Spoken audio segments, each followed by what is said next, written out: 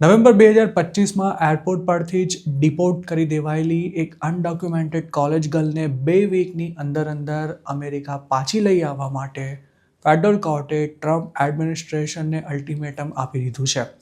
Boston airport પરથી arrest કરવામાં આવેલી એની લ્યુઝિયા લોપેઝ રજાઓમાં ફેમિલીને મળવા માટે ટેક્સાસ જઈ રહી હતી અને ત્યારે જ તે આઈસના હાથમાં આવી ગઈ હતી. તેની ધરપકડ બાદ કોર્ટે ફાઇનલ જજમેન્ટ ન આવે ત્યાં સુધી ડિપોર્ટેશન પર સ્ટે આપ્યો હોવા છતાં પણ તેને 3 જ દિવસમાં હોન્ડુરસ મોકલી દેવામાં આવી હતી. જોકે હવે ફેડરલ કોર્ટે એવી તાકીદ કરી છે કે એનીને અમેરિકા પાછી લાવવી પડશે. અગાઉ ફેડરલ કોર્ટે એવી પણ સલાહ આપી હતી કે અમેરિકાની સરકાર એનીને સ્ટુડન્ટ વિઝા આપવાની વ્યવસ્થા કરે, પણ સરકારી વકીલે ઇનકાર કરી દેતા હવે કોર્ટે આકરું વલણ અપનાવ્યું છે. મેસેચ્યુસેટ્સની ફેડરલ કોર્ટે ગત શુક્રવારે આપેલા ઓર્ડરમાં એનીને યુએસ પાછી લાવવા માટે જણાવ્યું હતું. આ પહેલાં જાન્યુઆરીમાં સરકારી વકીલે માન્યું હતું કે એનીને ડિપોર્ટ કરવામાં ગફલત થઈ ગઈ છે. તેવામાં હવે કોર્ટે સરકારને પોતાની ભૂલ સુધારવા માટે તાકીદ કરી છે.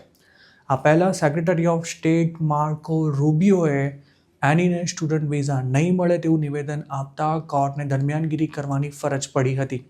આ કેસની ફેબ્રુઆરી 6ના રોજ જે હિયરિંગ થઈ હતી તેમાં સરકારી વકીલે એવો દાવો કર્યો હતો કે ડિપાર્ટમેન્ટ ઓફ સ્ટેટ પાસે કોઈને વિઝા આપવાની સત્તા જ નથી. હવે જ્યારે કોર્ટે એનીને પાછી લાવવાનો ઓર્ડર આપી દીધો છે ત્યારે સરકારે ફેબ્રુઆરી 18 સુધીમાં સ્ટેટસ રિપોર્ટ ફાઇલ કરવો પડશે અને જો જરૂર જણાય તો ફેબ્રુઆરી 26ના રોજ તેની વાપસી માટે શું પગલાં લેવામાં આવ્યા તેની પણ કોર્ટને માહિતી આપવી પડશે. એનીનો ફાઇનલ રિમૂવલ ઓર્ડર 2018માં ઇસ્યુ થઈ ગયા બાદ તેનો કેસ આઈસને રિફર કરી દેવામાં આવ્યો હતો. જોકે એનીનો એવો દાવો હતો કે આવા કોઈ ડિપોર્ટેશન ઓર્ડરની તેને ક્યારેય જાણ જ નહોતી. કોર્ટમાં કરાયેલી રજૂઆત પ્રમાણે ડિપોર્ટેશન બાદ તે હોન્ડુરાસમાં પોતાના દાદી સાથે રહે છે અને રિમોટલી કોલેજના ક્લાસીસ અટેન્ડ કરી રહી છે, પણ તેમાં ક્લાસ વર્ક તેમજ એક્ઝામમાં સમસ્યા આવે છે. જોકે DHSનો એવો દાવો છે કે એનીને ડિપોર્ટ કરવામાં કોઈ જ ભૂલ નથી થઈ અને આઈસે માત્ર તેના પેન્ડિંગ રિમૂવલ ઓર્ડરનો અમલ જ કર્યો છે.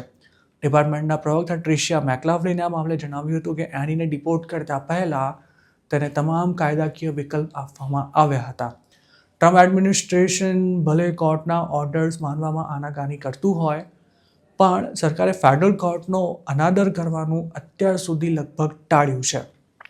ભૂતકાળમાં કેટલાક કેસમાં ડિપોર્ટ કરી દેવાયેલા લોકોને કોર્ટના આદેશ પર સરકાર અમેરિકા પાછા પણ લાવી છે, પણ એનીના કેસમાં તંત્ર મચક નથી આપી રહ્યું. ત્યારે જોવાનું રહેશે કે 19 વર્ષની આ છોકરી અમેરિકાથી ડિપોર્ટ થયા બાદ પાછી આવી શકશે કે નહીં.